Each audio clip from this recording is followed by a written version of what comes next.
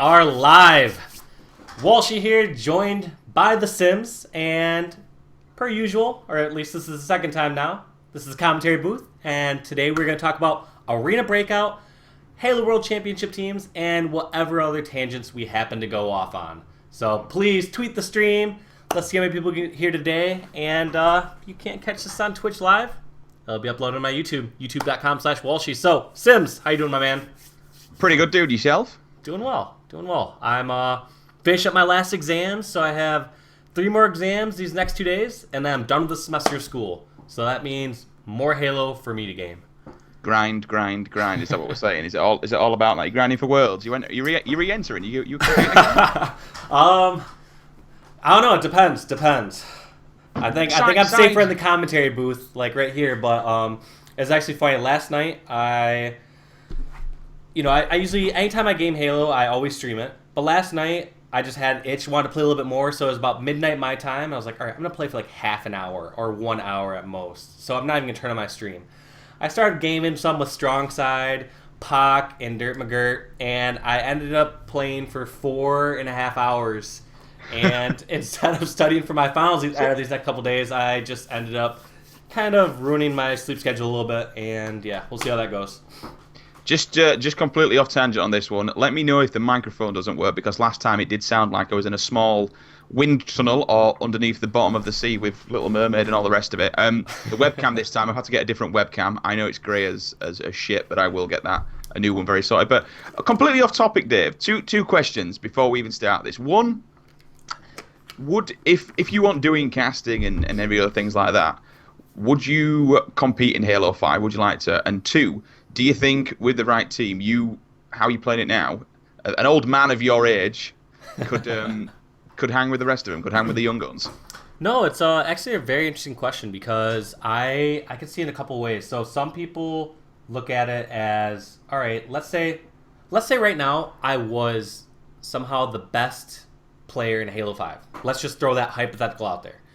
Even in that situation, it would be fairly risky, just because I feel like there are so many established top teams right now where, unless I feel like I could make my way onto one of those top squads, one player at the end of the day is just 1/4 of the team. Yes, of course, you can make a huge difference. But the point being is, it's a team game, and one player can only do so much. So, and that's with the consideration that somehow if I was the best Halo 5 player in the world. So even then, I would be hesitant to try this, just because it's such a time commitment where right now I'm full-time classes, busy with some other outside obligations, and I'm really adamant about, staying on track with school and just getting this degree finished up, and hopefully eventually working on maybe a top esport title here in the near future.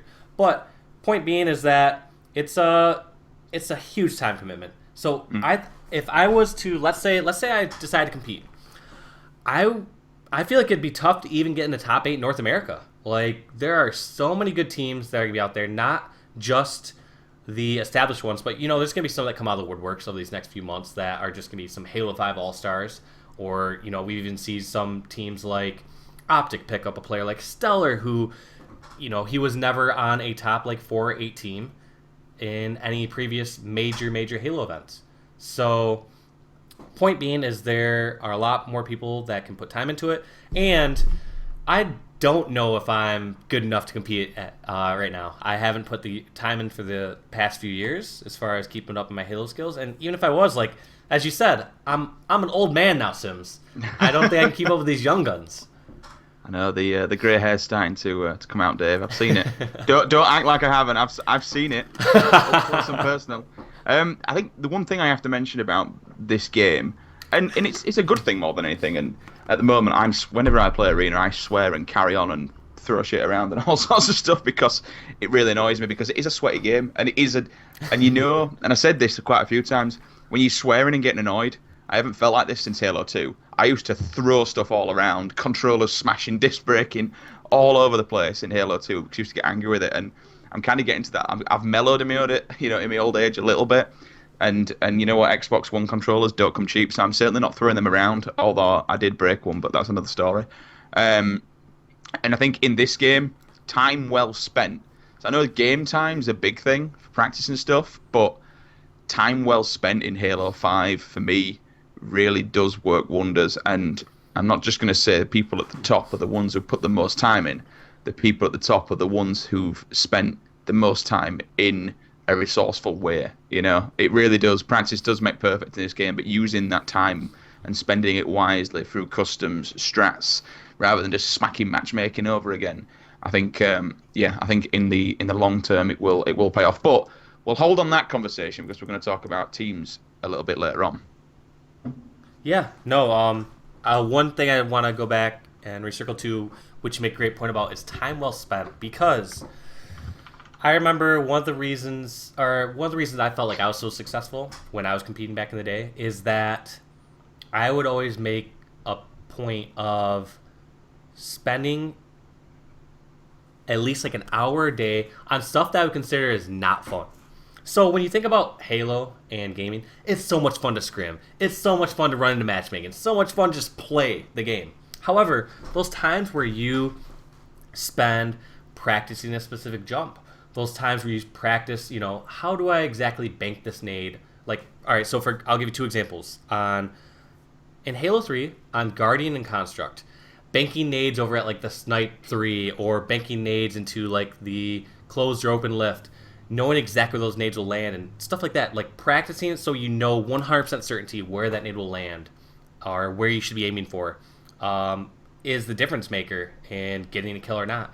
And some of those things aren't fun. It's not fun to run around in a custom game by yourself just throwing grenades. It's not fun to fall off the map 100 times on Guardian trying to make that Snipe 1 to Snipe 2 jump. But point being is those hours that you put in, like on a daily basis, if you put in 1 hour every single day that you're putting in long gaming sessions, that adds up over the months. And it's meaningful hours that help a player get better. It's going to help your game so much more than putting those extra, let's say, 100 hours over the next few months into just another matchmaking game. Yeah, and kind of to further that on, when you're speaking about doing all like the nade bounces and things like that. Obviously, in Halo 2, we had all the button combos and button glitches and stuff like that, and you could tell the people who knew how to land those double shots, who could land the. I think it's in one of your in fact your main montage, particularly where you jump up for the BXR for the kill tack and he goes down. We've all seen it, but little tricks like that, and in Worlds when we come up to it, I think we'll be seeing it because right now the game's evolving and we're seeing all these trick jumps more than anything. The thruster jumps and the thruster pack jumps and the bounces. We're starting to see a lot of people find all these little areas. I mean, the one on Colosseum. I can't remember the guy's name who uploaded the video. Are you talking like bridge to bridge with flag? Yes, straight off, and he just flies straight across. Then doing the aiming, scoping in, thrusting, hovering, everything just to get it straight across. Eventually, these people that we're going to see when you're seeing them being very, very nerdy. It's a better word for it. Being nerdy and doing all these trick jumps. The one that I like personally is the on Plaza, where you get the sniper straight back down the ramp and all the way across the map. You can just slide jump and thrust all the way across and just get the hell out of snipe and take it completely across the map. And we will really see people who've been practicing, because it's not easy to do. The jump slides are really not easy to do. They are quite damn hard, and if people are pulling them off on purpose and timing them and doing them perfectly, they're going to be reaping the rewards, because you can see who's put the practice and effort in to do that. Yeah, and just to reiterate what I was talking about before, is like sometimes practicing that stuff is not fun. Putting those hours outside of a matchmaking game and making sure you know exactly how to time that thrust slide or to make that flag run from bridge to bridge on Coliseum. It's purely not fun. And that's why anyone who's ever asked me how to get better at gaming, like what can I do to make sure I'm improving each day, is sometimes you have to do that not fun stuff. I treat it like something like class, like in school. Like you can't just put in a 10-hour session in one day of going to class and absorbing everything and learning everything within one subject. So it's like, all right, just put in like that hour or two each day, get in that habit and improve every single day and work on one small facet of your gameplay. And that will add up over the days, over the weeks, over the months. Okay, but yeah, I think we've kind of both in discussion settled before. We'll come on to more of this definitely when we talk about the teams, but Yeah. I think we can both pretty much confirm time in this game well spent Yes. is gonna really come out. But let's try and save this and talk first off the back. Do you want me to run this one? Arena Breakout? Yeah. Let's do it.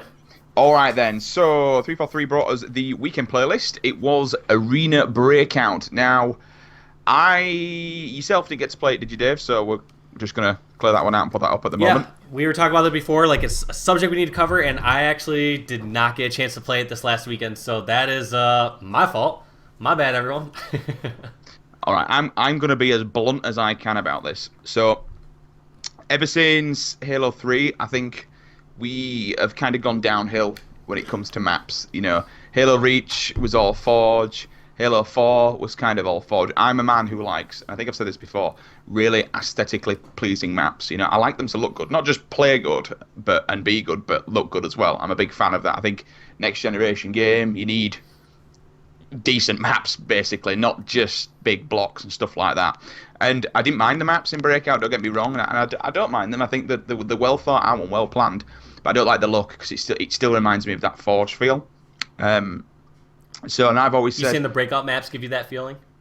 yeah, just because that kind of, I mean, I like the whole experience of the arena and the idea behind it. Don't get me wrong, but I like color, vibrance, and just general feeling of a map. You know what I mean? Like lockdown and midship and everything else from the past. It felt like a map, and it felt different. And now, you know, the things like truth, I absolutely love. It's incredible. You know, when just the look and the feel about it, I love it. But and some of the other maps, and when you go back into Breakout, I kind of feel a little bit like I'm back in this forgey kind of section. So I always wondered, will they play well on the normal maps? And full shields. So you got full shields, you got normal maps. Don't get me wrong, needs a little bit of tweaking. Like, I still say that it has to be one of the most potential game types in Halo 5 by far. For me personally, I think it could blow everything out of the water. It could be the best, funnest, and most interesting game type that we have. Just needs little bits of tweaks here and there. I mean, personally, it'd be nice to get the chat involved, by the way, guys. Arena Breakout feedback, please. We'll read the chat. Let us know what you think about it as well, so we can get some more of your thoughts on that. But I kind of felt there's few little tweaks here and there with the weapons. And one thing I did find, I could run the flag quite a lot, Dave. I could always grab the flag, and I seemed to cap it quite a lot, rather than go for for taking the whole team out. It felt like the flag was more valuable and more rewarding. Yeah. Strangely enough, I don't know if that's the placement of it or what, but personally, if we could take it how it is now, and we could put in extraction and a couple of little weapon tunes here and there, and put in extraction and then switching sides again. Take out the radar, because it did have radar in it this time, and that kind of felt like it was a little bit, again, slowed it down. And I enjoyed that. No idea what were going on last time. This time we were kind of feeling a bit more campy. But then you take out the radar, stick in extraction, do alternate siding with a bomb or even an ultra bomb in the middle. That could be one of the most funnest things I have ever played. That's my dream. Not breakout, sorry. Extraction on that, or some sort of bomb arm with switching sides. I think, honestly, I'd be shitting myself if there were one guy with a bomb and I were one guy alive. I'd be like, you know, what's going on? And honestly, I think it could be extraction on that could play incredible. Yeah, I'm totally open to new sort of game types and ideas, and I do think having some sort of offense/defense, like you said, side switching sort of game type would be huge. Like, I don't know, we don't have something like that in Halo right now. Like some of that happened inadvertently in Halo 1, where you'd have like a CTF game type on Hang 'em High or Damnation, where you switch sides, and it's like, all right, whoever's blue team on Hang 'em High CTF is going to win. It's just, are they going to win 3-0 or 3-1 or whatever it happens to be? And same with like Damnation CTF. However, so are you saying this would be a neutral? You'd be interested in like a neutral extraction or like a assault style? I'm not entirely sure, if I'm honest, because I think it'd be nice to kind of like the extraction back on Halo 4. You know, you could de-extract it and move it along. Yeah. Yeah, I think it'd be nice if once you put it down, you had the opportunity to deactivate that bomb, and I think that's kind of where, rather than just picking it up or moving it across, actually having to deactivate it and then it's game over. You win if you get the de-extraction, so to speak, the disarm. I don't know. I just think it'll play really, really well. I generally do. Now we've got full shields, it's viable. Because before it wasn't viable, you got to put a bomb down, someone just pops you in the head, it's game over, job done. But now you've got the full shield and the opportunity to be able to bob and weave and do all sorts and duck and dive. I genuinely think it's a viable option for extraction. It wasn't before, but it certainly is now. And I think the ability to win a game by disarming a bomb, a sneaky arm or a sneaky disarm, would be pretty fun, to be honest with you. Pretty fun. Like I think if we had some sort of extraction style game type or assault style game type, I would like to see something, just from the commentary sort of perspective, where it's a offense/defense sided thing. So like a one, like for example, we had like one flag in Halo 2, like one flag Zanzibar and whatever it happens to be. The reason being is it would give different elements to a spectator experience. So by that, I mean if you had like a offense/defense style assault game, on one hand you have to have teams, whether there's two arm sites or whether there's just one arm site, you can talk about like, all right, how's this team going to set up to bring this bomb in? They don't have to play any defense at this point. It's pure offense on their end. And vice versa. It's the other team's on pure defense. They just have to stop an arm from happening or stop the most amount of arms within 5 or 10 minutes.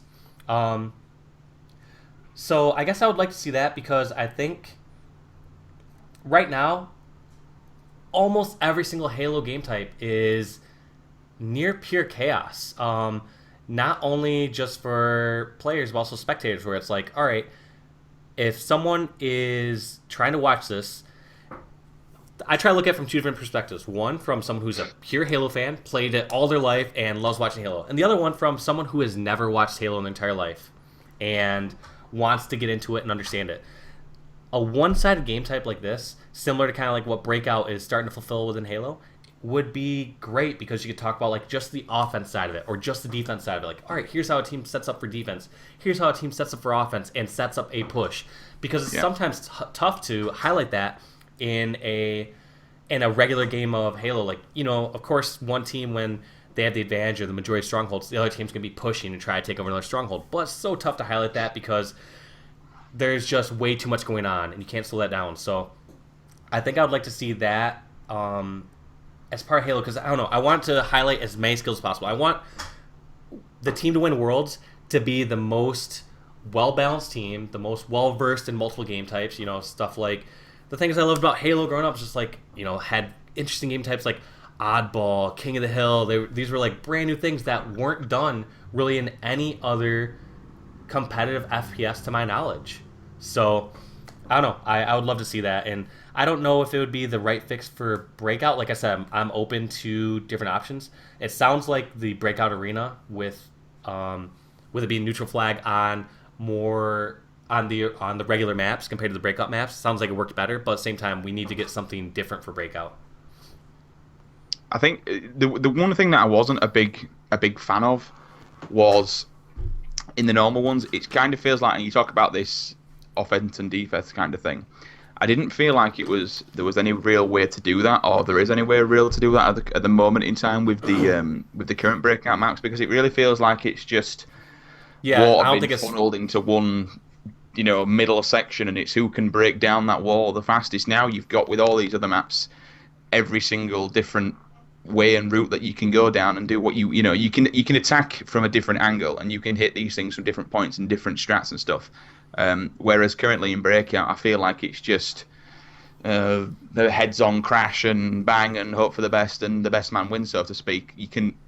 I just don't think you can do this offense and defense thing on those current maps. They're not viable to do it. Yeah, no, I agree with you. Breakout maps themselves, yeah, like you said, aesthetically, I feel like I'm, similar, like a feeling like watching like the movie Tron or something like that. You have kind of this grid format, and I think that's something that they were going for too. Obviously, when they came up with this, like some sort of interesting, different kind of feel to it because it's like some sort of similar training ground or whatever it happens to be within the Halo lore. But yeah, it just does not seem to play the same as what you consider like other Halo game types. Like you said, it's not like someone can get a really great flank on every single breakout map. A lot of times it's just like I can stand in one spot and I can watch the entire map. So it's not like people can sneak around and force and cause action. So I guess I don't know. I think Breakout's definitely gonna be the world championship. I don't know what I would for sure change besides what we talked about in the first episode. So not gonna reiterate those points. But let's talk about for a second then Forge, because you said one thing that's huge to you within next gen games and something like Halo 5 is the maps have to be aesthetically pleasing. So it sounds like you're happy with the arena maps, but Yep. what about the breakout maps? You said that you feel like should look better, right? The current ones that we're using. Yeah, I feel like they're just. You mentioned Tron. I don't feel like I'm playing on a map, and fair enough, I suppose. As you mentioned with the lore and things like that, it's supposed to be a training ground, up in space. It is a training zone and stuff like that. I get all that, but for me personally, I want to play on something that feels more like a map. Christ, I'll give me Ivory Tower any single day. A couple of palm trees here and there. You got a nice little lift. You got some nice little wood, some laminate flooring here, there, and everywhere. Anything like that, I'm a big fan of. Where I'm playing these current maps, I just feel like it does feel a bit like a simulator rather than a map, and I'm not looking for that. I'm looking to feel like I'm playing on a map, and it kind of gets, personally find it a bit boring, blue over and over again, and I just don't like it. It's just not me. I prefer a map with a bit of colour, a bit of aesthetics, and something that looks next generation rather than kind of a firing zone, which is what it is exactly. It's not trying to be something it isn't. It is what it is, but it's just personally, it's not for me. I prefer the maps, and I prefer something that looks well built. I mean, that's the one thing I've got to say that I love most about, dare I say it, Call of Duty and Destiny. When you're playing on some of those maps, they're incredible. They're absolutely incredible. I've been watching some Call of Duty at the weekend, and some of the, just looking at them, it does feel like you're running through. It's always been the same though. To be fair, they've always looked good. Destiny looks good, and I just think we do have some really good looking maps now. Why should we kind of not settle for any less, but why should we not use what we've got? We should use and abuse what we've got, and those maps that we've got, a lot of them are pretty damn good. I'm a big fan.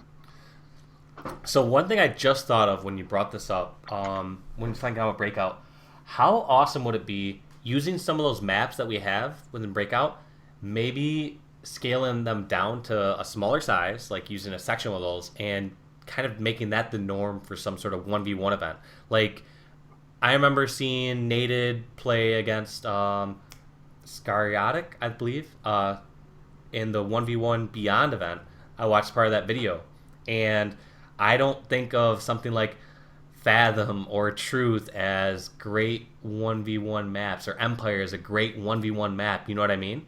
Whereas something like a smaller version of Trident or whatever other Breakout maps they are, that would actually be insanely awesome to see. Like, it'd be kind of perfect for like kind of the 1v1 feel you want, because when I think of like a 1v1, I think of a map like Wizard, where you don't know exactly where the person is at each time, but you can start to do like a process of elimination fairly quickly and find out where someone's at. And it comes down to the 1v1 shooting skill, outmaneuvering, controlling like a small amount of power-ups or power weapons.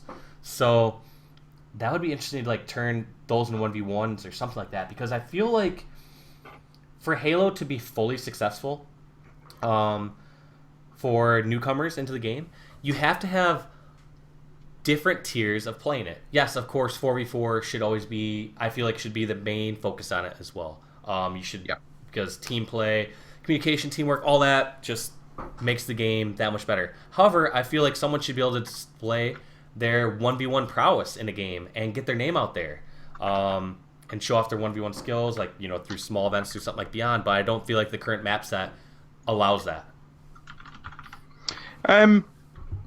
Yeah, I get what you're saying, and I think personally, rolling back to when we had the beta, and the maps are still in there now on the actual Breakout playlist. They're not in the arena playlist, but the original Breakout maps they had back in the beta. I think the whole point with it kind of been set around them was it was supposed to be more of a like a paintball ground. That's how it was kind of Yep. described on. I think it was the sprint thing, and they felt like that. They still do. When I play them, I think they still do feel like a paintball firing round. I think they'd be quite good for the 1v1 things because they're just square, they're quite open, and there's not too much to go and hide. There's not many elevated sites and stuff like that. It's a simple kind of. I think they're not smaller, but they're a lot more open, so you can see what's going on. There's not many places to hide. You can probably get a lot more interaction one on one. But again, with how they've been designed, they could probably just knock some decent 1v1 maps up in no time. To be honest with it, and with Forge coming out, woo! There's probably an amazing and that Forge is the shit. It's incredible when you look at the stuff that you can do with it.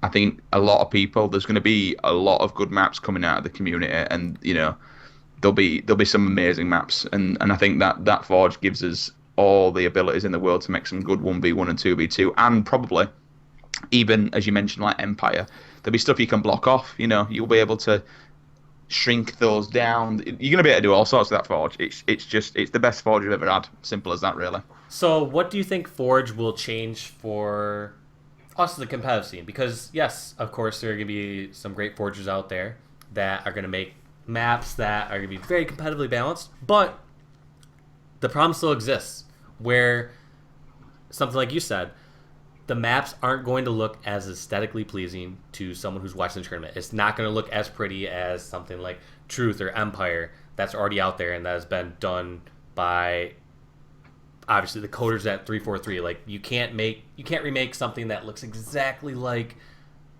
the current maps out there. So what do you do with that? Because right now I don't feel like the problem with Halo 5 at the moment is we don't have enough good maps. I feel like we have enough good maps and game types. I just think at right now we have to whittle down and figure out which ones are the best and get a select set so teams can practice and prepare for World Championship of those. But Yeah.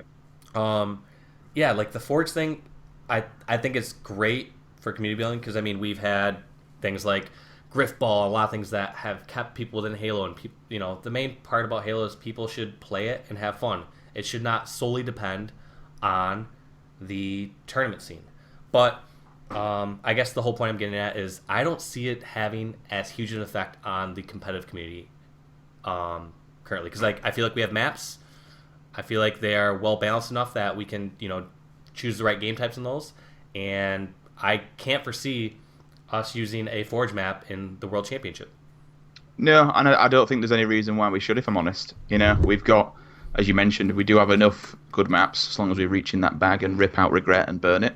Um, we've got some really really good maps, and I just think next gen console, next gen game, we shouldn't be relying on. There is no reason now moving forward in the future we really should be relying on Forge map, big team battle and things like that.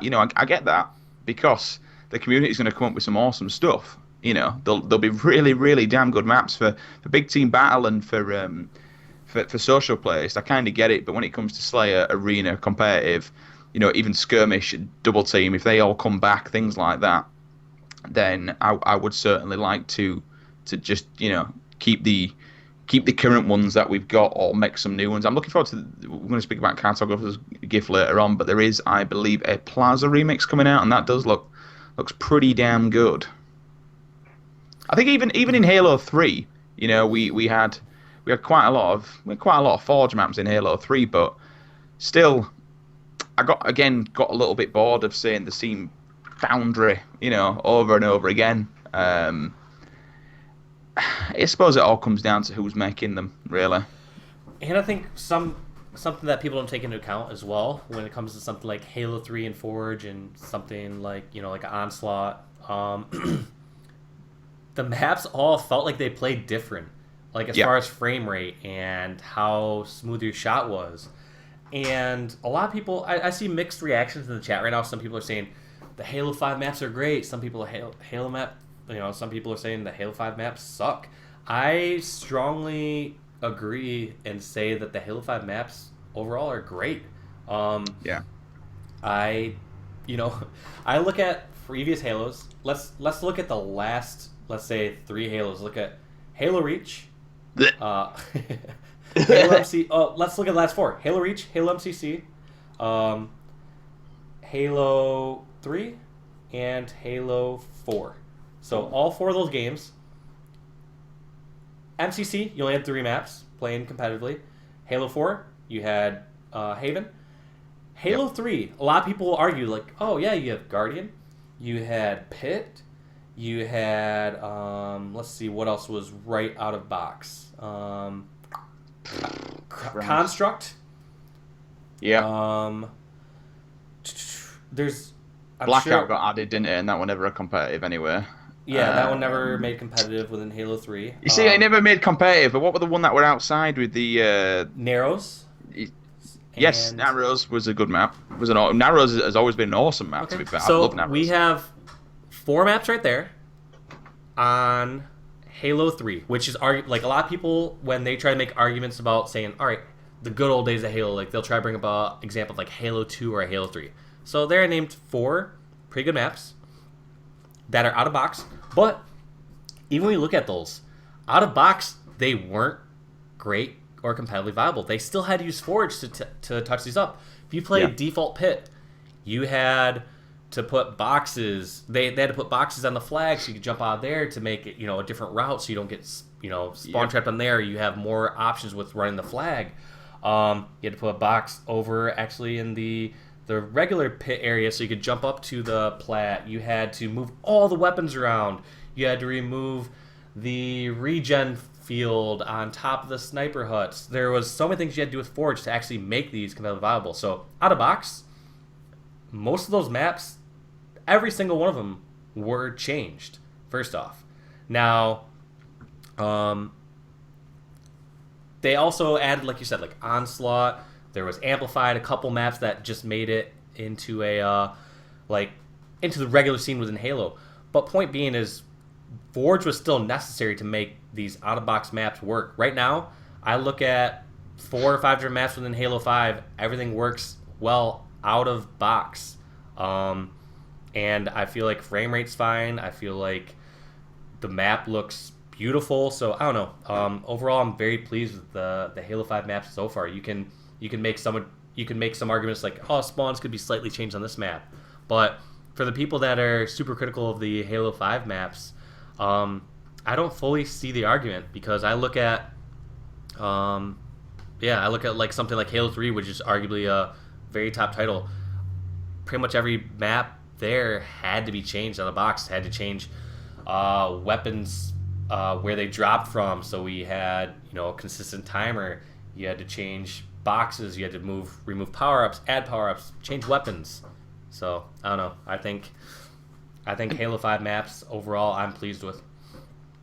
And I mean, do you not think really that? I mean, this is kind of why they were brought on, and I think if they would have been launched and they should have been edited, Dave, then there's something wrong because of Pro Team. I think when we speak about how we haven't really had to edit these maps and how the out of box have been good, I personally say that's down to Quinn and the team, and Pro Team especially, sitting there for hours testing, seeing what goes where. And to be honest with you, I think that taking on the Pro Team has done a damn good job, and I think that's why those maps are laid out like that. There's certainly been a lot of thought process gone into it, and you can tell, you really can, with some of the stuff of how they're laid out. You can tell it's like, put this here on purpose. People will go on about the weapons and AR and all that stuff for days, and as long as Cal comes on. But when you actually talk about what you're saying in the maps and the weapon placements and how they are being, we don't have to tweak them as such.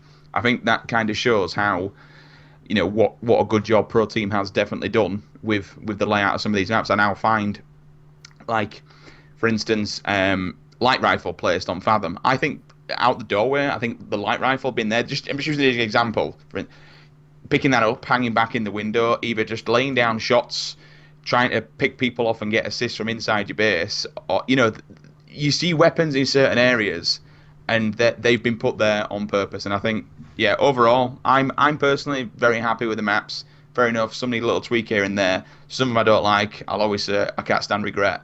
But generally, I completely agree with you. I'm a big fan of what we've got at the moment in time, and I think that is why they are playing so well in Arena Breakout.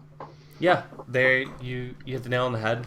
They've put in countless hours, and one thing I see thematically is a lot of times they have, especially power weapons, they have them placed in many cases in positions that are not the ideal spot that you want to hold the weapon. So something like rockets on Coliseum, you don't want rockets up on that top rocket arch area. You want to move out to somewhere else different. But the point is they make you move out sometimes in uncomfortable positions to get control of these power weapons. And then you have to reposition and work as a team, do that sort of stuff. So, of course, they're not going to get perfect. I mean, they're one team in there, and they did a very, very good job. So I'm pleased with how the maps turned out. There's small tweaks I'm sure that everyone would like to see, or some people would disagree with a certain weapon placement or different weapons out there. But like you said, overall, this is, I would argue, the best default settings out of box that we've had in any Halo. So Yeah. to back that up, if you look at default settings out of box within every other Halo, look at even just starting weapons. That's my argument right there. Is starting weapons every other Halo, you're gonna start with something like SMG or some custom ones in Halo 1. You start like plasma pistol. So whole point being is out of box original starting weapons that everyone is starting off and playing with. This is the best and most competitive Halo that we've had thus far. Do you know when we mentioned at the start about going off on tangents? Oh yeah, dude. I don't even remember what this episode. It always happens. Tonight's topic. From now on, we're gonna change tonight's topics to like just question marks, like whatever we feel like talking about.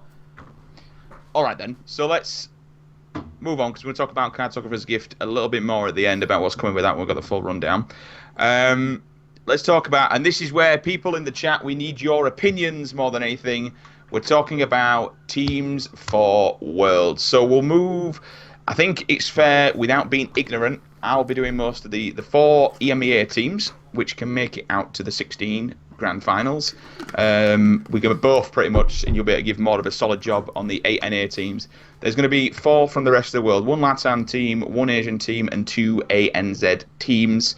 Apart from really immunity from Australia, there's not, again, not being ignorant, I don't know many teams from out that way, so I think we both have to agree. Hopefully we get an underdog out of those 4 teams from coming from the rest of the world, and hopefully they stir things up and we get a nice little underdog run. It's always good to see. We saw it at Noble Black at the season 1 finals. I hope we get a random team out of nowhere that kind of do the same thing. But we'll kick things off with the EMEA side then. And again, people in the chat, this is why we kind of need your help. Dave, are there any UK? We got UK, Europe. EMEA is Europe, Middle East, and Africa. Is there any teams for you that stand out from that area at the moment? I believe their squad is it Epsilon? Is that Yes. with Bucks and That would be Snipe Drone, and who is the 4th? Oh, you're going to upset him because he's in your chat, Dave. Give me a second. Let me think. Oh, he's going to be Jimbo. pissed. Hey. Yeah, they recently, I think now, don't quote me on this, they're undefeated at LAN events. We've had 2. So we had, we had Gamescom Invitational, which they won, and they pretty much smacked everybody this weekend. I think they 3-0'd Infused twice. I could be wrong there. But I think they 3-0'd Infused twice, which is a very top team. The old team that pretty much whitewashed Europe in H2A. But yeah, they're looking exceptionally strong. I think at this moment in time, there's 2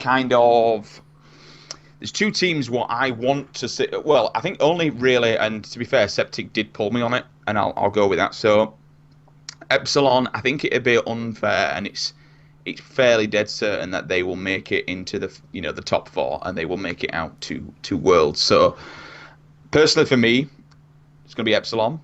We next have Fabe. Fabe's the German roster, so it's Monkey, Kimbo, Speed, and Luciano, Mr. Moores. Moores is a complete nightmare to play online. He is the ultimate of warriors, but he is a damn good storm rifler. I mean, player. So, yeah, they're going to be playing in the German qualifiers this weekend. I have absolutely no doubt in my mind that they will whitewash that entire bracket and they will make it through to the EMEA finals. And I personally think that they will do well and they will make it into the top 2. So I'm going to say Fabe. Coming in next is a team that I keep hearing an awful lot about, and that's going to be Supremacy. Generally for France, it's usually eyes on Millennium or on Vitality, but Supremacy seems to be the ones kind of at the moment that are doing the damage over there. So I'm gonna, rather than sticking completely to UK teams over and over again, we're gonna throw a German team in there, a Fabe. We're gonna throw a UK team in Epsilon. We're going to throw a French team in, so that's going to be Supremacy.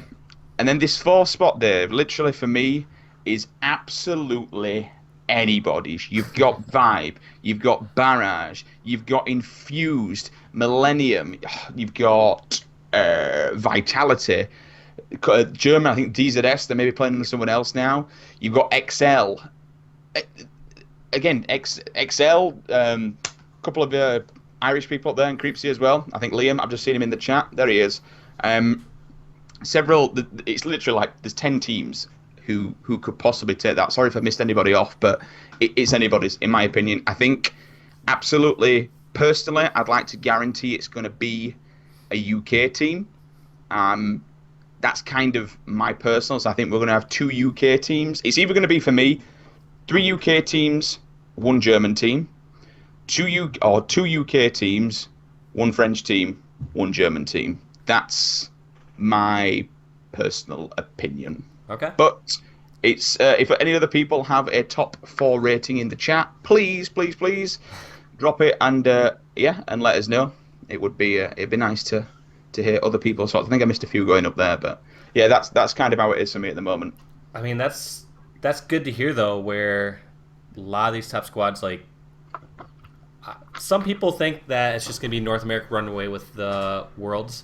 I do think Europe has the best chance of putting up a good fight. Some of these guys, like when they hit the 3-4-3 versus the internet event, I thought for sure it was just going to be the pro team stomping everyone. I mean, they've been playing the game for years, like probably a year and a half, all of them, especially playing it together, having helped make these map layouts and everything. And getting games taken off them, getting beaten in a best of 3, like, it just goes to show that these Europe squads, they have the natural talent, they've been practicing, and I would like to see them make waves. So I don't know, I'm really looking forward to seeing what Europe can do here. I think if I'm sorry to break you off there, but I think if with how things are stacked over in the NA, and I think it is safe to say, NA is strong, always has been, always will be. There's no bullshitting around it. NA has got the best teams in the world. And I dare say NA has probably got the top 12 teams in the world, maybe even 15. It's just such a strong area for Halo teams. Always has been, always will be. Same for generally console as a whole. But I think if one non-NA team makes it to Championship Sunday, so makes the top 8, that is, for me, that's an achievement. And I'm not just saying EMEA teams, I'm saying rest of the world. If one team somehow manages to make it into that top 8 and see Championship Sunday, they'll have done a very damn fine job, old boy, to knock out, because obviously that will mean that an NA team's knock out. So if you can knock out an NA team to make it to that final, personally, I think you've done a freaking good job. I agree with that 100%. So, one thing I will... we'll play a little devil's advocate right here real quick before we go into NA teams. Because, as we talked about, this World Championship qualifier, we have, as you said, guaranteed berths from different regions. Like you said, an Asian team, a couple from New Zealand, Australia, 8 from North America, so on and so forth. Now, I've heard some complaints, some people saying, well, shouldn't it just be like, top 16 teams that qualify across the world? What are your thoughts on that? Do you think that it should be region locked? Because, first off, I will say that I agree with the decision, and I'll explain my reasoning, but I want to hear what you think first. Um, I, you see, I'm quite 50-50, easy come, easy go. I like the fact that we're going to get different teams. So yeah, it becomes, it's the Halo World Championship. It becomes a global event, having all Yeah. these different countries and regions together, and that's the damn good thing about it. It's a global thing, an outreach. But I actually saw a tweet from Septic, and saying kind of what I said. Then the top 10 to 12 teams in the world are American, but only 8 are going to get there, and someone else who's certainly, I mean, he's only presuming. Fair enough. We don't know how good these LATAM, Asian, and ANZ teams are, but kind of saying they're getting a place there over possible 9th and 10th American teams. Who, if we look at the list, Dave, and again shout out to Siren Team Beyond keeping the rosters and standings up to date. When you look at that list, there's more than 8 teams there, and that is a stacked force list on that. And when you kind of question, do some of the European teams better than them that are going to get out there? So I get the I understand where people are coming from with that one, but at the end of the day, this is a global event. This is open for everybody, Yep. and if look, best teams win at the end of the day. You're getting 8 American teams over there. They're going to fight their way and they're going to battle through for those points. They're going to make it out there. Over in NA, may the better guys win at the end of the day. And if the top 8 do get through, and if we go to Championship Sunday, and if it is 8 NA teams, and that kind of proves the theory, but still, I just don't think it would be a world championship without these other countries. For me personally, I don't think you can physically just have. Otherwise, it would just be a stacked American event. I agree. If we truly want Halo to have a chance of being a global esport, you have to have some feeder events like this. I mean, it's not exactly a feeder event, but you look at any other games out there, something like League of Legends or StarCraft, they have similar things going on where it's region based, because a game like StarCraft, obviously dominated by South Korea, it gives these teams and communities something to fight for, something to build for season to season and year round. So something like this has potential to spawn off more grassroots and Halo events for Asia, for Australia, even for Africa has part of the qualifier within Europe, and it brings more potential out there. Now, a lot of people, I do see arguments to both sides, but like I said, there are enough Halo events within the U.S. It feels like, especially over the past years, and I'd like to see more events. But at the same time, I really want to see this become a global esport, and it's really tough to find that exact line where it's like, well, guess what? Until you actually get as good as, until you have the competition and opportunities that these North American teams have, other regions are never going to catch up. So there has to be that line that has to be drawn somewhere, and I think this isn't unreasonable because NA is still getting the same, or they're getting the most berths out of any sort of region.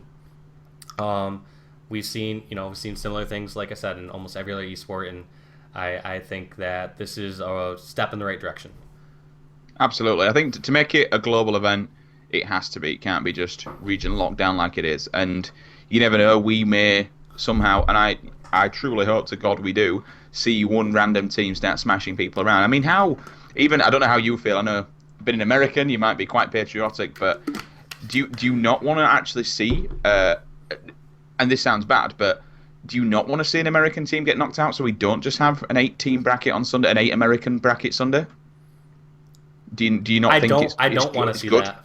I think it's good to be seeing one of the top 8 best teams in the world getting spanked by someone who never expected it. I think that would be amazing to see personally. Shoot me if I'm wrong, but I think that'd be great. Yeah, even being American, I would love to see one of the American teams not place.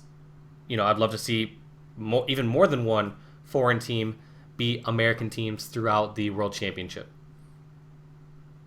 It's bad, but like Season 1 finals, first major event that I ever cast, I never expected to see Optic Gaming go out day one.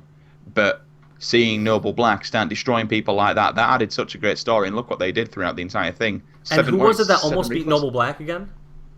It almost beat them. It was... Which European team was it? I can't remember. Vibe took game number 1 off them, didn't they? And then they pretty much got steamrolled the entire way through after that. Gotcha. But either way, it showed Vibe could hang with something like Noble Black, and Noble Black took 3rd in the HCS Season 1 finals. And they narrowly lost out on a 2nd place finish, and no one actually expected that whatsoever. No one expected them to do that, and for them to do that, credit to them. And I think that's what. But should we? Do you want to have a talk about the American teams? Yeah, let's talk about them. I mean, I'm gonna write these down so I don't repeat myself as much. But I would say some of the squads, obvious ones to talk about: EG, CLG, Liquid, and let's say Envy to start off. Those 4 squads. I'm using the list on Team Beyond, by the way, because Siren does keep this really up to date. All right, how about, could you send me that link real quick as well? Yeah, of course so I can pull up the same one and we can maybe just go through it team by team. Yes, it would appear my Skype is not letting me send freaking messages, but I am reading it straight off page number 1 because there's some teams on there which we may overlook by accident if we do not have them in front, which would be unfair. Yeah, let's just go from hello to Benson as well. Top down. Yeah, I saw Benson in the chat. Thank you for tuning in, man. He sent this awesome tweet. So many ginger casters, man. Actually, I'm trying to think if I should. Let's see. Benson posted this awesome picture today. I'm gonna pull up my Twitter and show it real quick. I guess over in the MLG office, they have. Let's see. They have one of my jerseys hanging up, and next to it, you'll see the little sign they have here. Let me just pull it up and just show you. Should be right there. So the Walshy jersey and the no noob sign right next to it. So that's pretty freaking awesome. So I'll wait for the delay to come to have a look on mine because I'm just getting a blank page at the moment. Oh, there it is. No noobs. What a legend. So that was a freaking sweet post. Shouldn't you actually really be ringing them up and asking for that back? All right. Yeah, let's kick things off then. Season 2 champions and Season 1 champions back-to-back, Snipe Down, Lunchbox, Roy and Lethal, otherwise known as the Evil Geniuses. Now, am I right in believing that they recently won... Benson actually cast it. It was they won the MLG event the other day? Am I right in saying that? We'll have Benson confirm that. But I've got a feeling they did. Yeah, I don't for sure know that. But one thing I want to say about the squad is, I mean, they're, without a doubt, I feel like guaranteed, obviously, to qualify for North America. It's just like, all right, are they going to win? Benson just confirms that EG won without dropping a map, and they looked really, really good. So, now, one thing is, with a squad like this and talented players like this, it's just how much time are they putting into it? Are they letting things get in the way? And I think with how disciplined players have been in the past, they are not going to let up at all. I know players like, someone like Lunchbox is a full-time electrician job, but you know how serious he takes his Halo and how big of a payday this could be if they win. So you know that they're putting as many hours as possible. So I don't think that's going to be a question as far as motivation for the next 3 months. Personally, for me, it's like, and this is the kind of the way that I see this. For Lunchbox, the guy, I mean, Roy always says it, the guy's a living legend. He's got, as you mentioned, Dave, the full-time job. He's a Sparky. He then comes home to smack Halo as much as he possibly could. For me, I'd be seeing this, and I mean, what were it? Is it at the moment with the 2 million? They stand to win 800k if they win it. I think that's first place. Yeah, and let's be real. Like, it's how long has Halo been out? Like, it's been doing the prize pool funding for, let's say, a month and a half. We still have more than 3 months to go to the tournament. We're gonna get 3 million. We have to, right? Rec Pack, the HCS one, we haven't had any updates since the That's true. HCS went on sale. I've seen those That's in skins the back quite a of bit my mind. too, and those were $10 a Yeah, pack. So they were more expensive, so I think that could take a sharp spurt upwards. Again, absolutely know nothing, but I've got a feeling that could push us past 2.5. You know, if everyone bought one, because you're right, Dave. Every time you go into arena, every frigger's wearing all their stuff. yeah, So yeah, I can see us getting 3 mil. But for me, I'd be looking at that as that's the way out of for them guys. That he could essentially stop being a Sparky. You know, that pays for your house, and then you can move on to doing Halo full time, streaming, competing. So for me, for anyone, it's life changing money at the end of the day. And if that was me playing, I'd be thinking, you know what? If I win this, I'm going to buy a house. That's my mortgage paid for. That's no rent, no nothing. I can just sit and chill and play Halo and stream and become a full-time professional that's Halo honestly player. that's worth exploring for. I would say any of the squads that are top, almost like top 4 guaranteed. I guess I wouldn't say there's no guarantees with this. First off, because I mean there's so many good squads that are gonna be playing out there.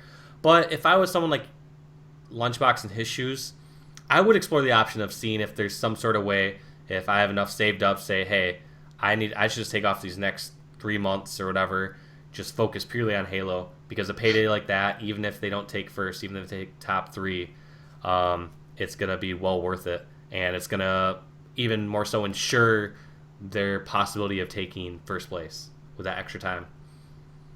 Let's give a really quick shout out to Ares as well, who I believe has one of the best emotes in Twitch apart from the Kappa I have ever seen. The Kermit is strong. I'm a big fan of the Kermit. But yeah, no, you're totally right, Dave. It's a life-changing amount of money, and I think that's how people will be seeing it, especially if when you look further down at how much people are going to be getting, even for just making it out there, it's worth, for some of these EMEA teams, for instance, I think the 4 that make it out, is it something like 15k they get? Something ridiculous like that just for making it out to Worlds? The money is stupid. I mean, at least because I think 9th through 16th is 1%. So 1% of 2 million right now should be 20k. Is that right? Yeah. It's 15-20k, something like that. I can't remember. But even then, that's not a, it's a good payday.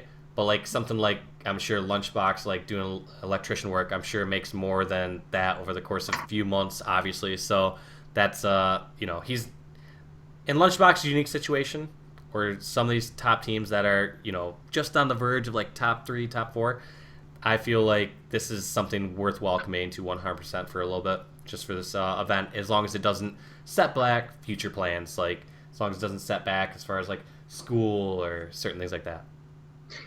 All right, then, Dave. Here's the big one. Then, EG. What are they? So how do I word this? What is the lowest that you think they would place? The possible lowest in your personal opinion, and by all means, the chat can please jump in on this. What is the lowest you think EG will place at World Championships? I think the lowest that EG could place without having seen any sort of brackets, stuff like that, I would say somewhere around top 6. I mean, it's possible. Some of these top teams can get on fire. It's, even a team. A lot of people are saying 3rd and 4th here. 3rd or 4th is at the very lowest. Like, let's be realistic. 3rd, 4th, 5th, 6th. I mean, someone said they wouldn't lose 2 series. It's tough. Like, I still think 5th, 6th is the very lowest they can place. Like, that's not a huge stretch. I'm not saying they're most likely going to take 5th, 6th. Like, I think it is very potential that they could place that low. I mean, that's not too bad. Like, that's losing something like winners semis and then losing that following match is 5th, 6th. I've seen 1 7th and 1 8th, but generally it's 3rd or 4th with a few 5th and 6th thrown in there. Not many 1s and 2s, to be fair. I'm quite surprised. Because think about this. All right, in order for them to place something like 5th, 6th, that means there has to be 4 teams that have placed above them, obviously. So looking at the list, something like it's not unrealistic to think of something like a Liquid and Envy and maybe even like CLG. Like, all 3 of those teams could have possibly placed above them, and if the brackets don't add up in the right way, if they have to play against 3 of those teams beforehand, they could be like 5th, 6th. So I don't know. That's a far stretch. I mean, I don't foresee that happening at all, but I would say that's EG's worst case scenario. So I haven't looked at what the prize payout is 5th, 6th, but I would say assuming all doesn't go catastrophically horrible for them, they're guaranteed at least whatever 5th, 6th payment is. Okay. We'll move on to the second team that Siren has put in there. Again, these are in no particular order, by the way, as far as I'm aware. Winter Fox. Now, I've not been keeping up with the whole Winter Fox situation, so I don't know who's currently on Winter Fox, confirmed, or do we have confirmation of people who've left? I'm sure people in the chat be able to help us out here. I'm assuming it's still Ryan Noob and Arcanum, but I don't know if Shooter and Span are still on that roster. Yeah, I don't know about their full rosters yet. Even though they have this up on the Beyond site, I think it's slightly changed. So someone says Winter Fox does not have a full team. Yeah, I think I'm pretty sure that stays there until it's official from like Winter Fox as such that he's gone. But Aries is saying Ryan Oob, Shooter, Arcanum, and Randa. Okay. That's interesting, but also not incredibly surprising. I mean, Winter Fox squad, that was, 3/4 of it beforehand, along with Nated as their previous 4th. I don't know. It's sort of like, it's interesting because obviously they split ways for some sort of reason, whether that's personal, gripes within the team, or whether they split because they felt like they couldn't do with the skill level they have. To me, it feels like kind of like getting back with like an ex-girlfriend or something like that, where it's like, they split ways with Randa, now they're back with Randa. It's like, all right, if things didn't work out before, like, is it gonna be different this time?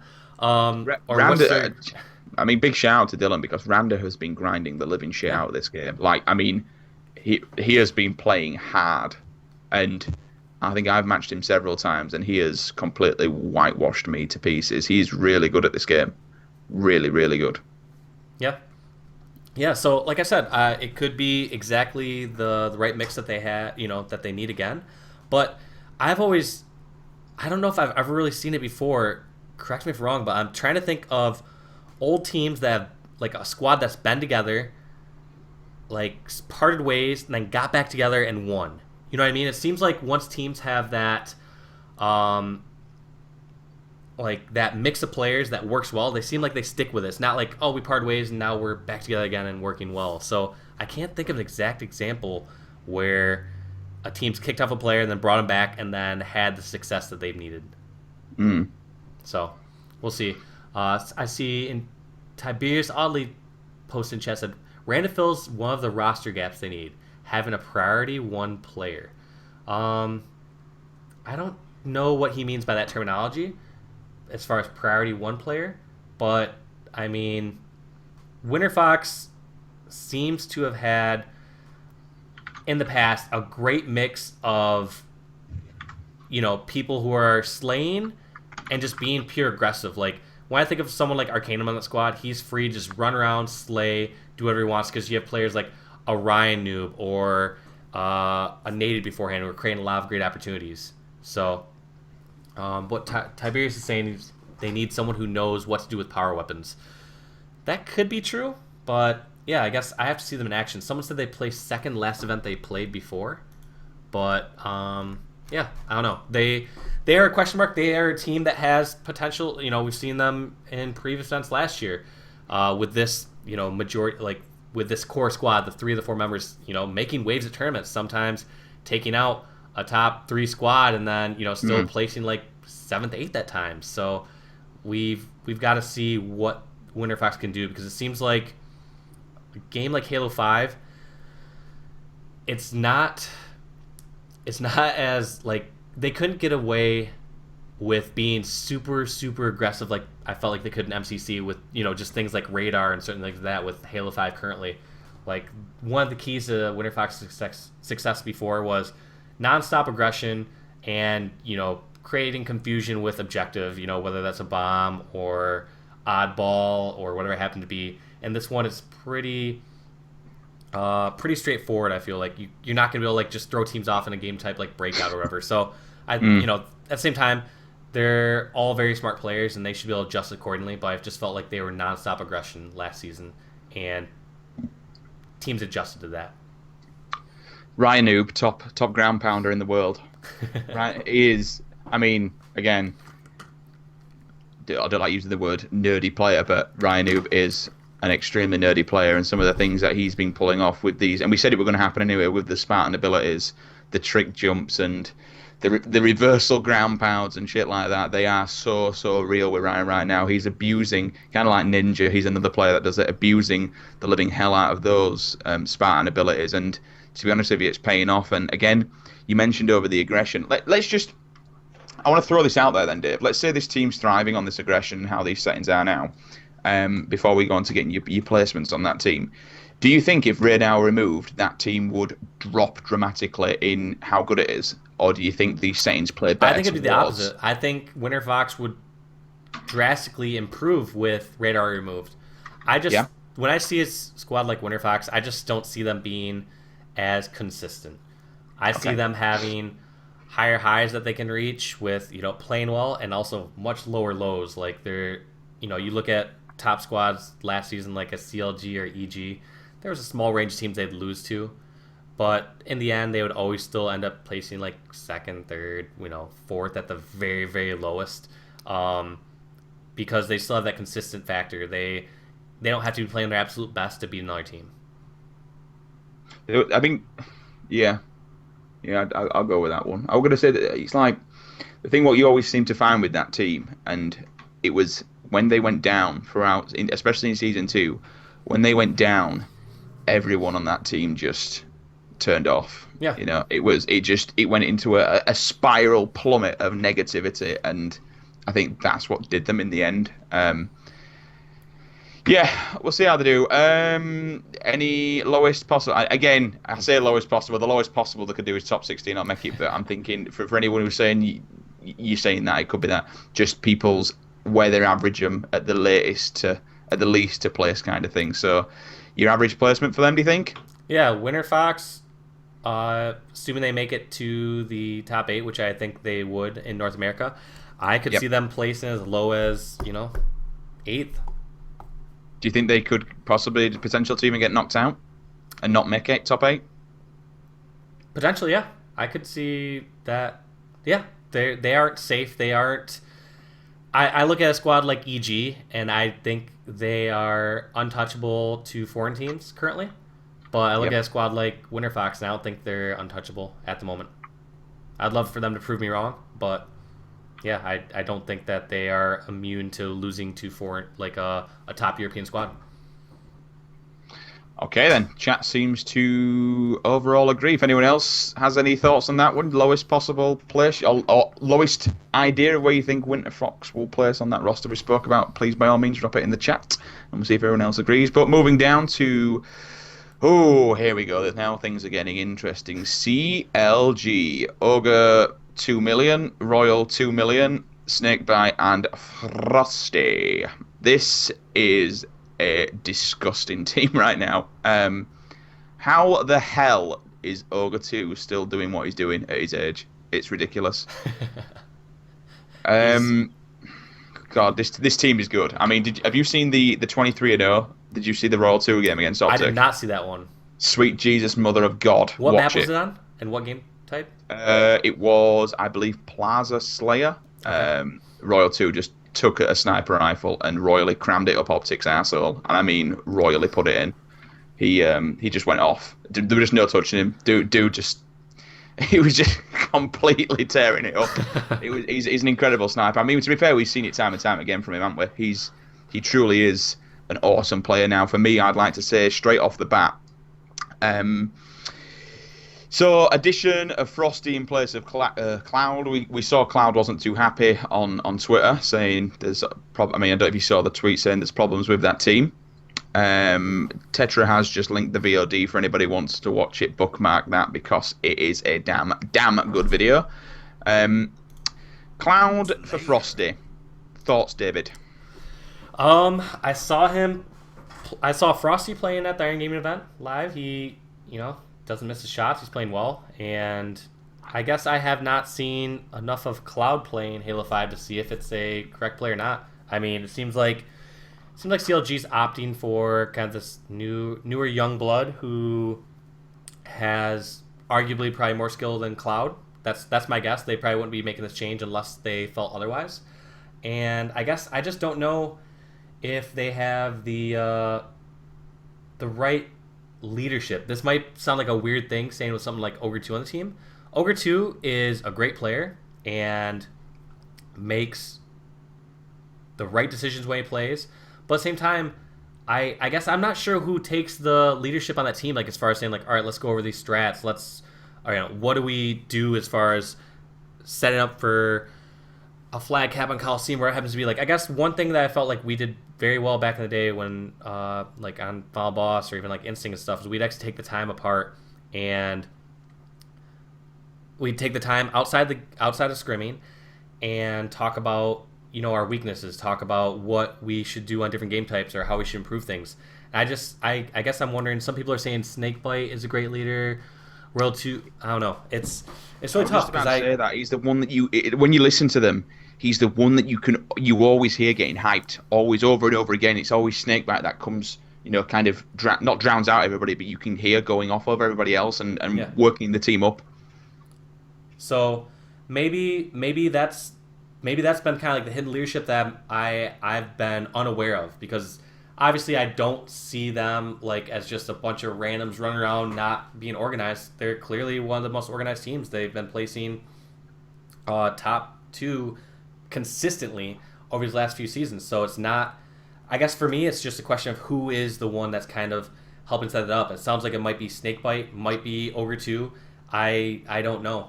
For me, someone's just on the side, Dave. Someone's just put Ogre 2 is so great because he gets his team to slow down. Would you agree with that? I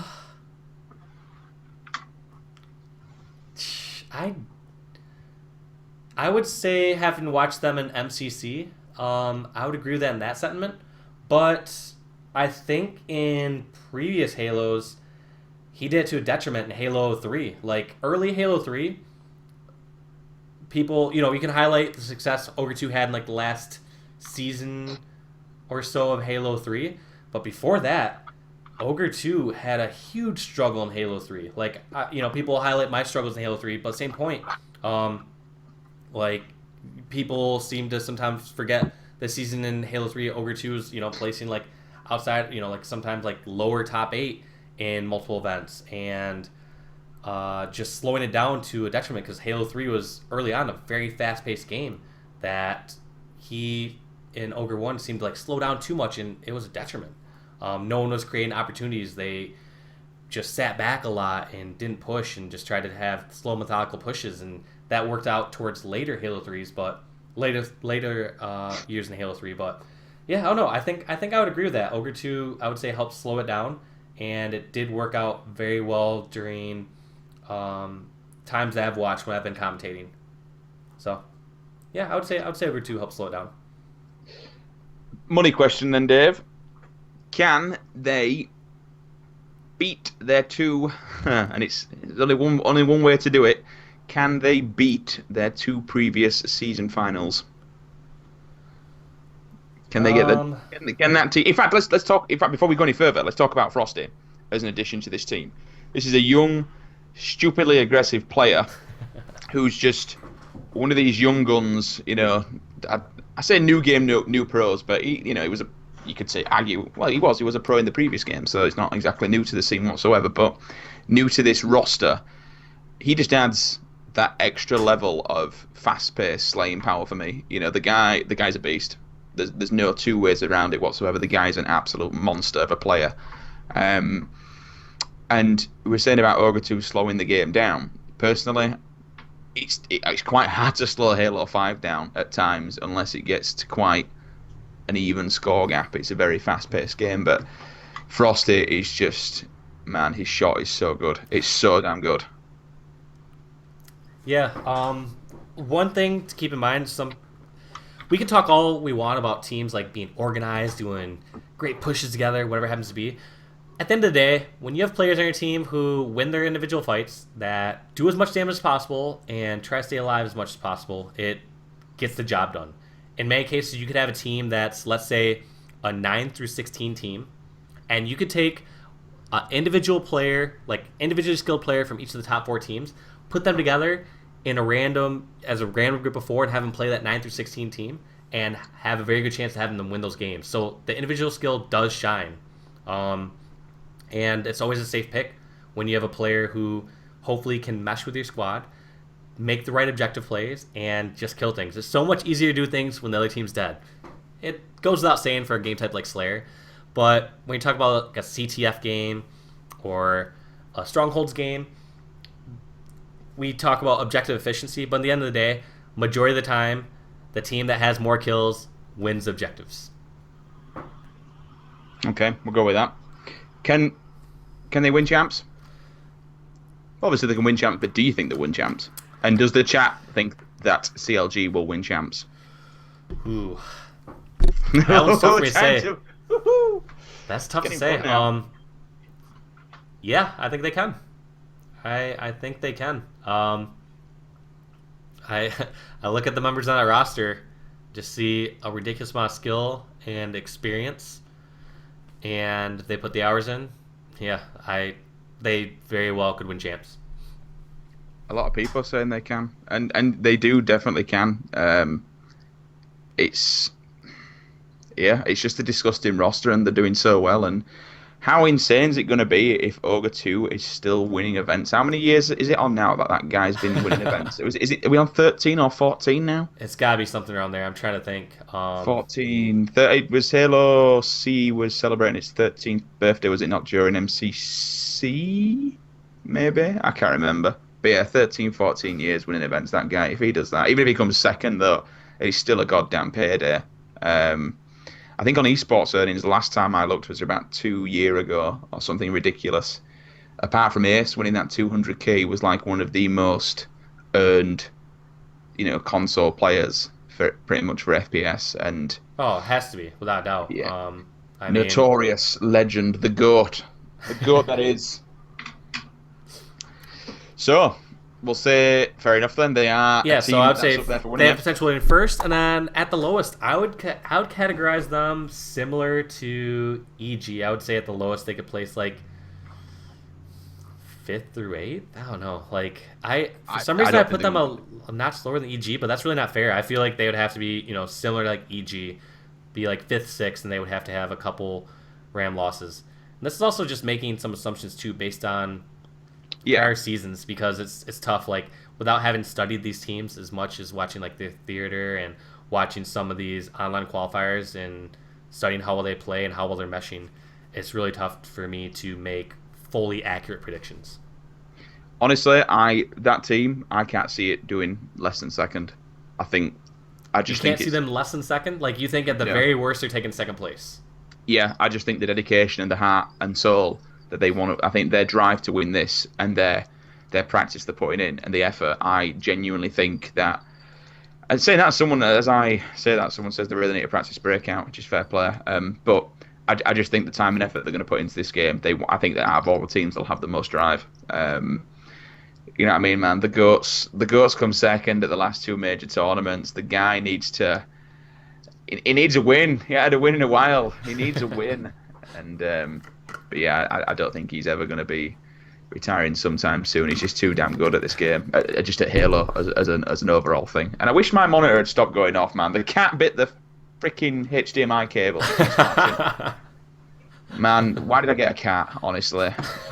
Why the hell did I get a cat? All right, then, moving down.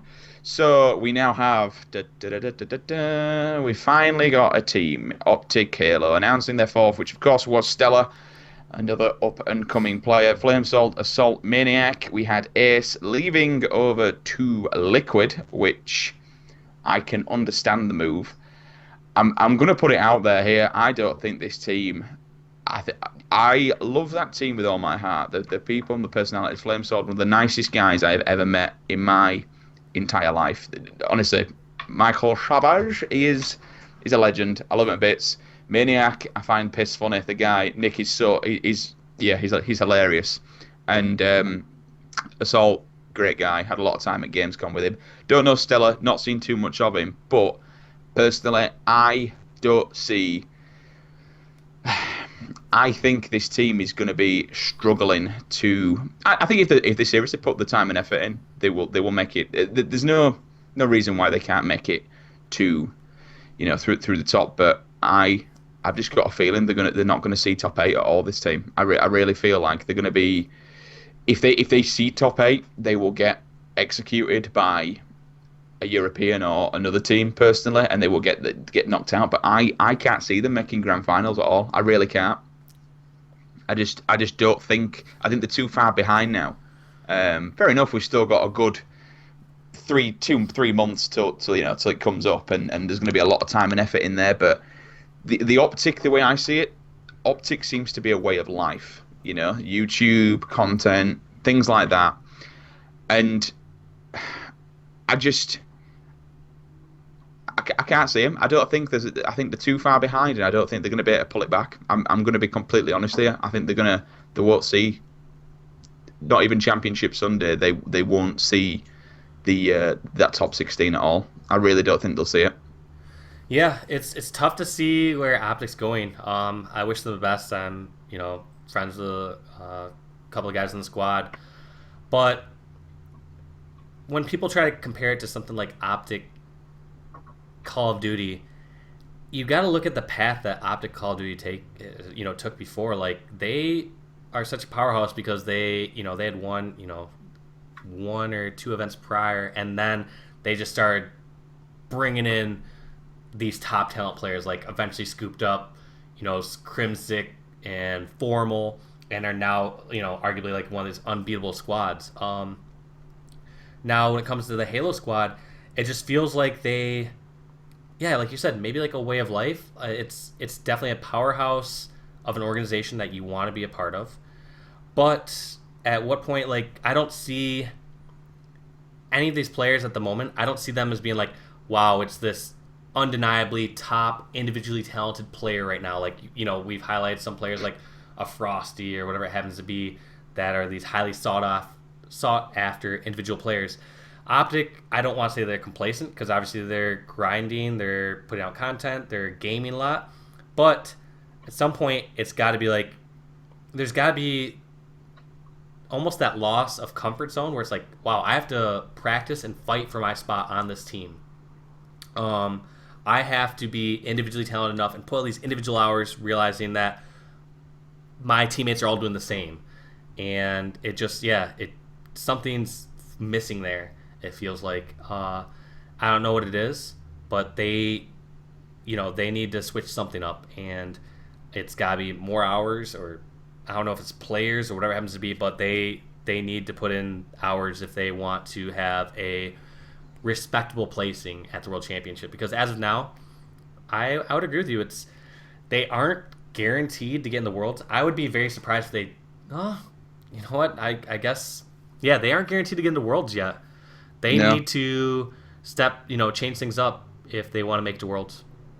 I mean, again, practice makes perfect. I don't see why not. If they say, right, boys, screw it, stuff YouTube, which I don't think they're going to do because that's the way they make a living at the end of the day.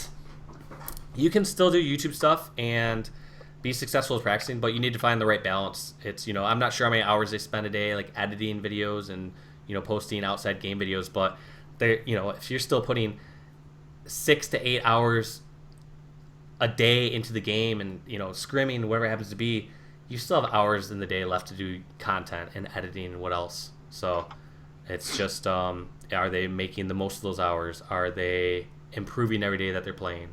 Are they putting in the individual hours? Like, I noticed the individual hours are so important. It's not just get on for 2 or 3 hours a night and scrim with your team. It's put in hours before, scrim with your team, maybe put in hours after. That's where you're going to see the top players have the most success.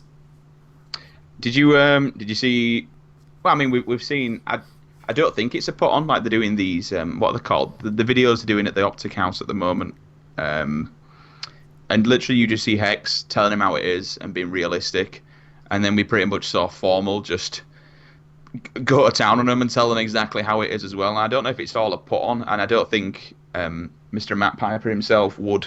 He's not the kind of guy to put things on. He's an honest bloke, and he's a very down to earth guy. And you can see that, and I think that's why he's had so much success, because he knows he gets shit done, and he knows what needs to happen at the end of the day.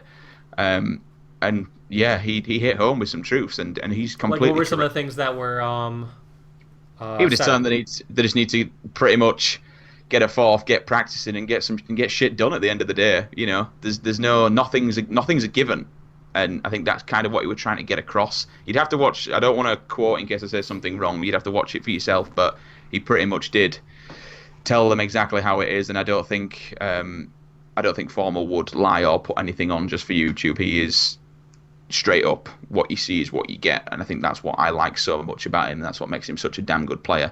But yeah, he told them, and he's completely right. They need to just stop pissing around and really, really hammer it on. And it's hard to say because they're such likable guys, you know, and they're such a great bunch of players at the end of the day. Individually, they're all, you know, the professional players. There is, without question, they are professional players. But again, are there underlying issues that certain players are not up to scratch, or certain players on that team just can't work together? I think that's the issue that I have. I think there's underlying issues on there that need changing, you know. And personally, what I'd like to see, because I think Mike is that kind of guy, I'd like to see Mike take and this is just, again, I'm speaking. I mean, no disrespect to it. I always feel bad saying my own opinion about players and stuff. I'd like Flamesword to take a step back, coach the living hell out of that team, and become that manager and run that team into the, you know, just whip them completely whip them into shape. Get another player in, because he's such a great captain and such a natural born leader. Him take a step back, take control of that team, bring in another player that fits. I don't want to say fits well because I don't know what's wrong in it, but I'm just giving out my opinion here, and completely just run it himself. I think if he took a step back to run the team rather than playing, personally, I think Mike is a natural born leader and a natural born coach. I'd like to see Flame, one of those guys that you see on League of Legends, you know, in the back with the sharp suit, with the clipboard, with the headphones. I don't know. It's such a hard scenario to say because, yeah, I think. I don't know. I don't like saying things about players either. I think it's bad, especially when I see them as friends. I feel bad. Yeah, I mean, that's a tough one to say because I can't foresee Flame want to stop competing, nor do I think he would he would definitely have an effect or an impact on the squad if he did something like that. But at the same time, you look at a squad like EG or CLG. Now, is their success because they have some coach leading them? And, you know, of course, EG gives a lot of credit to Towie, and, you know, CLG in the past seasons gives some credit to, like, Royal One. But at the end of the day, their full success is not just because of their coach and leading that squad and getting it right like that. It's because you have these four individuals that came together, worked together, sometimes a leader within that team that helped organize scrims and helped work on their weaknesses. But at the end of the day, it's still the players that you have and how much time people are putting into it and how much you're grinding and gaming. So yeah, I think right now, Optic, you know, I feel like they're just living. Seems like they're living a style that they need to remember that they need to earn every single day. They need to game as hard as they can every single day and put the hours in because nothing's given within gaming. I'd like to see them at Worlds. I would like to see them at Worlds. I think they're a great bunch of guys. It's a great organisation to have within the Halo esports scene, and I'd like to see that entire team at Worlds. Definitely, there's no two ways about it. But I think it's going to be an uphill struggle. If they do make it there, then they'll have done well, and they deserve to be there basically. So I see one comment chat saying the fact Towie has in the game is a real thing. At the highest level, Towie makes a difference. Yes, I agree completely that the coaches do make a difference. But at the same time, you take away the coaches in certain situations, I would argue that their placing is still going to be very close to what they would have gotten before. let's say EG takes second instead of first, or CLG takes third instead of second. It's not going from like them placing 9th through 16th to taking first place. So Ace says they will make top 8. He has no doubt and mark his words, and obviously Ace left that team. So is that actually Ace in the chat? That is the Ace. That is the Ace. All right. So you know what? I'll trust him then. I'll trust him. I'll believe that, and I'll say, yeah, okay, we'll roll with that. I don't think it's going to be easy. I'm not, like I said, by no means am I saying they aren't going to get top 8, but as of now, I would not consider them as a guaranteed in my top 8 currently. Like as far as making it to North America Worlds, like whereas like EG, CLG, Liquid, Envy, I'm like, guess what? These teams are all guaranteed in my eyes to make it to Worlds. The problem that we've got is, especially in North America, is that there's not just a top 8 anymore. I think it's like a top 12 to 16. There is some really damn good teams out there, and there's some new teams that are going to cause a lot of upsets and issues, and that's the reason I don't think that they'll make it because of. And he says, I mean, honest, Optic gets way too much hate in general. Yeah, I agree. They do get a lot of slack. I think that comes with the general consensus, really. I mean, the one thing that I have to shout out is you see how much Mike does a lot for charity and things like that. He's always really, really busy. He's always doing other things, and I understand and I get that. And I think that's where this whole scenario comes in. But you know what? We've talked enough about Optic. Good luck to them. They're great guys. They're great people, and I hope to see them at Worlds. If they do get there, damn right, they absolutely deserve it. So good luck to them. Next team. Team Liquid, obviously Ace in the chat, so we shouldn't bash it too hard. Ninja, Chig, Ace, and Unlegit. Now, wait, you said Ace is in the chat, so yeah. First off, I think this squad needs to replace Ace if they want to have any shot of making it to Worlds. I mean, as we all know, Ace is what's holding this squad. No, shots fired. Shots fired. At one point, I actually saw this right at the start until the most recent break. I kind of saw this as one of the top 2 teams. I think as of recent, other teams have kind of caught up with them a little bit. I don't know how you feel. The team itself it's an amazing team. It's definitely, for me, without question, top 3 or 4 there, without question. Yeah, like I said, currently, if I had to list 4 squads that I would say are guaranteed to make it to Worlds, like these are, we haven't covered Envy yet, but Liquid is in that group of 4. They are grinding. They're putting the hours in. They've showed some success with online events, and yeah, I feel like even with having. So on the other hand, we just talked about Optic, where they have this great brand name behind them. Same with Liquid. They have this great brand name behind them, but I don't see the same complacency. At the same time, we don't see a lot of the Liquid guys doing nearly as much content. I mean, Ninja's doing tons of streaming as always, but we don't see any of the other members as focused on outside ventures where they are focused on the game. They're grinding, putting hours in, and making sure that they earn the spot on the squad, that they are the players they need to be. So, question for you. Because he always gets a lot of slack, so I want to ask it. And he's always been very nice to me. And again, when we speak on these shows, we never put anybody down, but it's just an open discussion. But do you think Ninja has the ability to win this? I've had many discussions about Tyler as a whole. He's so frigging good at this game. It's annoying. He really is damn good. Can Tyler win Worlds? Obviously, I don't want to say it as a Liquid. I'm saying, looking at Ninja being who he is, does he have this ability to win Worlds, you think?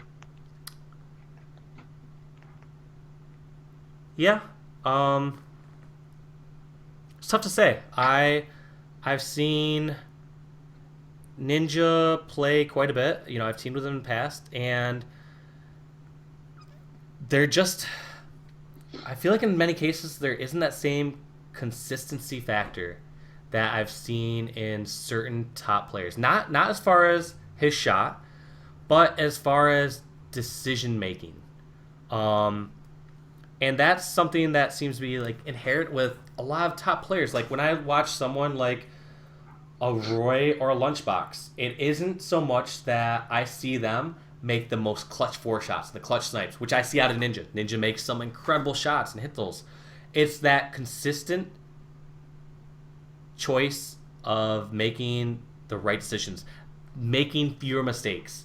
So I see Ninja make more clutch plays, but I also see him make more mistakes compared to some of these other players. So it's hard to weigh those. It's hard to quantify which is better, because I would much rather have a player make 10% less mistakes than 10% more clutch plays. It's just like Halo is all about which team makes fewer mistakes, I feel like, at the end of the day.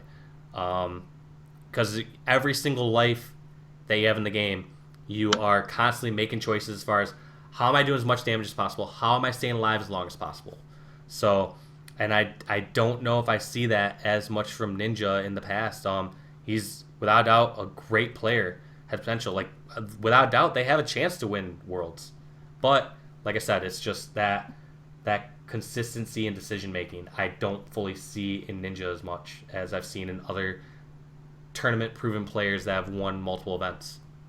A few people saying that Unlegit though is his, and I've seen this commented quite a few times. I don't know if you agree with this one. Unlegit is his perfect counterpart to back him up with those moves. Do you see truth in that? I can't speak to what Unlegit has done with the squad. Ace, who is in the chat, can maybe touch more on that. But it's yeah, maybe sometimes you can have that influence of someone who can help change decision making or over aggressiveness or whatever it happens to be within the game. But at the end of the day, too, it's some of that is inherently learned throughout your years of Halo. Just having that split second decision making and making more correct decisions. Okay. Liquid them. General placing for them. Liquid At the worst possible, what do you think they're going to do? And this is for the chat as well. Worst possible at Worlds 7th/8th. Best possible, they have the potential to win it. Yeah. They just have a bit more of that range, like I said. Like when I look at someone generally like Ninja, like I said, I think he has a little bit higher highs and lower lows compared to like a player like a Lunchbox, where Lunchbox doesn't have as low of a low as far as decision making and shots and whatnot. Okay then, I'm just having a look at some of these. Let's wrap up. Let's do one or two more teams and then wrap up.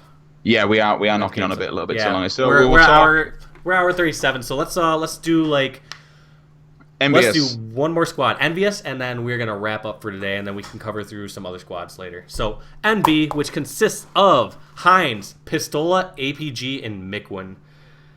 This is a terrifying squad. Who was the conversation that me and you had? We had a conversation about this back at Season 1 or Season 2 finals, and didn't we... Was it me and you? Or I can't remember. Someone definitely said that we would never see APG and Pistola on the same team because of how I think we were having this conversation with Bravo after like Season 2 we definitely had it over dinner at some point, didn't we? Yeah. And we thought... Did we come to the conclusion that we thought we'd never see these two together? Yeah, we were just like, oh, yeah, do they seem like they mix together very well or whatever happened to be? Like, you know, because you look at teams or players on paper and things seem to sort of add up. But you also got to take into consideration that you have players that you got to be with these people 40 to 60 hours a week online. You're going to have some sort of connections outside of the game. And I guess, I don't know, it's unfair of us maybe to be like, oh, I don't know if they'd mesh well outside the game or whatever happens to be. But, I mean, you look at Ola and Heinz been teaming for years, and at the end of the day, everyone has the same goals. They want to win a tournament, and you want to see your teammates be as successful as possible. So, this is, on paper, a terrifying squad. So much skill, and I love to see them under the Envy banner. Huge shout out to Hastro and Envy for picking up the squad. Hastro's awesome guy who's making big things happen within the esports community. Obviously, Mikwin leaving Liquid at the certain point to come over to this team. Do you think that speaks volume on what he believe this team can do? Do you think that's a business move, straight Yeah, up? absolutely. I mean, you look at some of these players on paper, someone like Ola, APG, like just as far as what they can do individually, as far as their shots and situations like where they win battles where they shouldn't, and then someone like Hines is just a player that you can throw on any team and he's gonna make things happen. Hines is someone who's very versatile. You can put, like I said, you can put him in any squad. He can do the objective work. He can distract. Like he just consistently makes great decisions. That's what's been Hines' success. So like when you look at someone like Ninja and Hines, let's look at these two different players. Ninja, tons of great skill, has helped bring him up to the level he's at currently. Hines has, does have great skill, but I think his decision making overshines that, outshines that, because he just consistently is in the right place at the right time, pulling the objectives at the right times, positioning himself right. So that's those are kind of like two dichotomic play styles, I guess I would say, like skill wise and strategy wise. The one thing I haven't seen too much of personally, I haven't seen too much of Ola's POV and him streaming and stuff like that. Before this game came out, we kind of said this is like taking a plumber who's got a fork and a knife. He'll come into your house and he'll fix your pipes and do whatever you want. That's Pistola. He's got the tools. He does an amazing job. But Halo 5 comes along with all these Spartan abilities, all these movements. It's like giving the plumber the best tool case in the world to do the same job. He's got all these abilities. The wizard does magic things. Is that still? I don't know if you've seen any of his POVs. Is that the case with Ola? Has he I got haven't all seen these any tools? POVs of Ola, but I mean, he's been such a freak show through every Halo. I mean, Halo 2 on every single Halo, starting at Halo 2, he's been individually talented and a force to be reckoned with. So He's I don't scary. see this. Yeah, I don't see this being any different. I mean, to overlook someone like Ola is a big mistake. If he puts in the hours, he's in the right mindset, he's going to destroy. Okay. Can they win worlds? Yes, yes. This is out of Oh, the you were very squads. keen about that one. Yeah, I would say out of all the squads we covered, so like these EG, CLG, Liquid, and Envy currently are my four teams I think that could win worlds. I would love to be proven wrong by other squads, but I cannot foresee any squads besides those four winning worlds right now. Okay, really, really quickly. We said that last one, but I want to go over two things really quick before we end this. Yep. T2 back in the game. Thoughts on that one? And Straight Rippin coming back. Is that for sure confirmed? Well, he did put Intel straight, and then we saw Straight Sick holding up the straight T-shirt. So Okay. I'm assuming so. Thoughts on T2 coming back? Could he whip? Can Tom Taylor whip a squad together and make top 8? Top 8 is potential, yeah. I think they could. I don't know their full squad roster yet. And like I said, I can't see anyone outside of the four teams I listed before winning. But yeah, I think he can make a run for it, and I wish him the best. I got to see what the full roster is and see how well they're playing. But yeah, they definitely could take top 8 spot in North America. And the next one, a lot of people are asking about Naded's team, which Allegiance. Now, a couple of things. One, Naded still to this day, apart from winning was it the Dr. Pepper Reach Online 10K or something back in the day, still not won a 4v4 LAN event. Does Naded have the ability to not only win worlds but win future events further on? Is there an event win still waiting for Naded and a team, or do you think Naded's always going to be chasing that event win? I think Naded's always gonna be chasing it. He's, I wish him the best. I hope that he can get that event win at some point. But he has the skill. He has a lot of decision making, so he does those parts right. But outside of game, sometimes he's more difficult to deal with. Like sometimes just seems like. I'll go back to a couple examples we used earlier today. We've used Ninja as an example, as far as his skill and I would say inconsistent decision making. We use Hines as an example as far as having maybe a little lower shooting skill than Ninja, but a higher, rate of decision making. Nated, I feel like, is that combination of both. I feel like he has a great amount of skill, great amount of decision making, but he has some inconsistent factors, I feel like, outside the game, where just seems like some days he's in the mood to play and, ready to improve and stuff. And then, I don't know, like we've had LAN events too where he's just not as in the mood to play. And, like, I think sometimes it gets in your teammates' heads as well, where it's just like, man, like, is Nated going to come out to play today? Is he, are we going to have the good Nated or bad Nated today? So I feel like he emotionally is inconsistent come out to the event. Sometimes that's more frustrating than having, like, inconsistent, like, decision making.